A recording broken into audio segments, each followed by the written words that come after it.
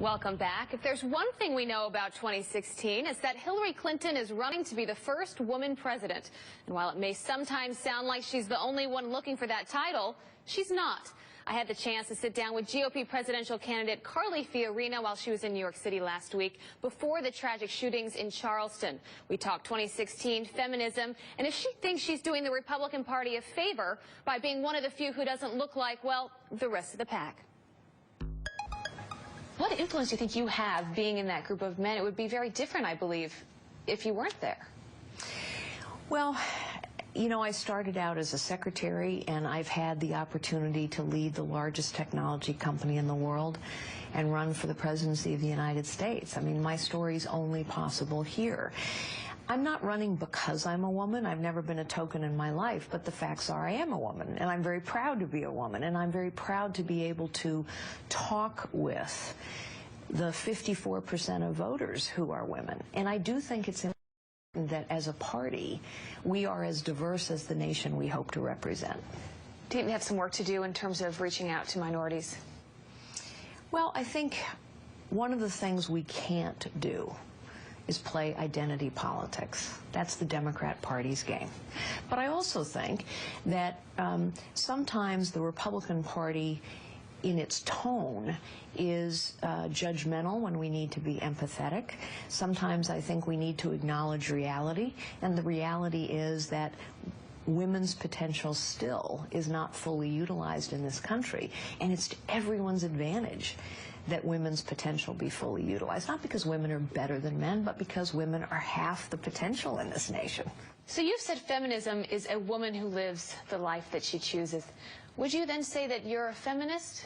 Of course, yes. I've been very fortunate. I've lived the life I've chosen. Of course, each of us only have that opportunity if we have someone who takes a chance on us. We need education, we need tools and training, we need opportunity. And so the truth is the playing field still is not level for women in this country, although women here have more opportunities than anywhere else. I'm tired of women who are conservative like me being dismissed by others because we don't agree with them. And I think it's time to take that word back for all women, not just for those who believe in the litany of the left. Hillary Clinton, she makes it sound like she's the only woman running for president. If she were to walk in this room right now, what would you say to her? Well, look, I think that Hillary Clinton is a hard-working, serious woman who should not be underestimated.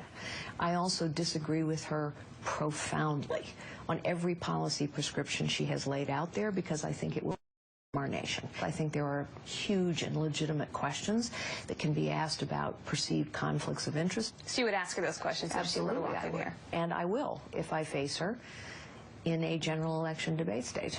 But before the general comes the primary, full of debates of its own. And as it stands now, the top 10 that get on the stage, you are sort of at the cusp of whether or not you'll be on it. Do you think that's the right way to go about it? Well, once again, I can't change those rules, although a lot of people now are trying to change those rules. What I'm really focused on is getting into that top 10. So I'm going to work really hard to do that. But you're absolutely right. Debates are important for me because the debates are an opportunity for the American people to get to know me and for the contrast between my experience, which is altogether different from anyone else running, not to mention the fact I look a little different. Do you feel that right now in the game you have been underestimated by the mainstream media? To some degree, yes, although I think the mainstream media are starting to take me more seriously. Being underestimated initially doesn't really trouble me. All that means to me is that I have to work extra hard to make sure that people understand who I am, why I'm doing this. So let's say there is a President Fiorina. What happens on day one, and what do you hope to do in the first 100 days of your presidency?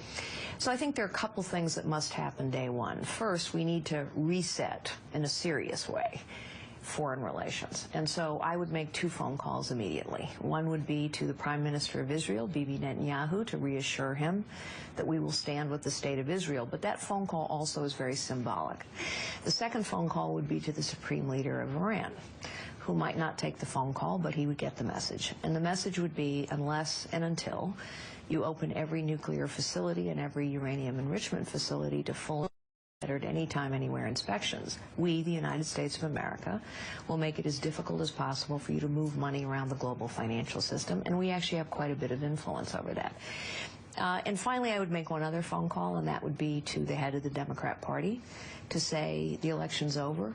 We have a lot of work to do. You said something recently about the Chinese, about how they are not innovative. Is that what you meant to say? Well, I didn't choose my words as carefully as I should have. Every human being is innately innovative and creative. But there is no question that the Chinese system has crushed innovation, risk-taking, and entrepreneurship. What makes you most nervous about this process? What's to come? You know, the process really doesn't make me nervous. Maybe it's because I've been through a lot in my life. You know, I've battled cancer, we've lost a child. I've been through enough in my life where I'm not afraid of what people will say. I'm not afraid of what people will know. I'm a very transparent person. What I'm afraid of, honestly, is where our country is and what could happen if we don't change course.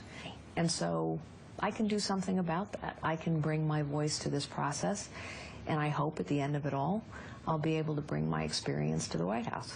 All right, we're going to play a little fun game now. Okay. For people to better get to know Carly Fiorina. So I'm going to say a word, and then just whatever comes to your mind, just say it. Uh-oh. Guilty pleasure TV show. House of Cards. Ooh. HP. Pride. Donald Trump. Not to be underestimated. Equal pay. Liberal hypocrisy. American dream. I have lived it, and I want everyone to have that opportunity. It's clear to me she's running a two-step campaign. Step one being getting on that debate stage. That's, of course, why she's being so active. We'll see if that pays off, and we've got more word associations with presidential candidate Carly Fiorina on our website, thecycle.msnbc.com, including what comes to mind when I said Taylor Swift. We'll be right back.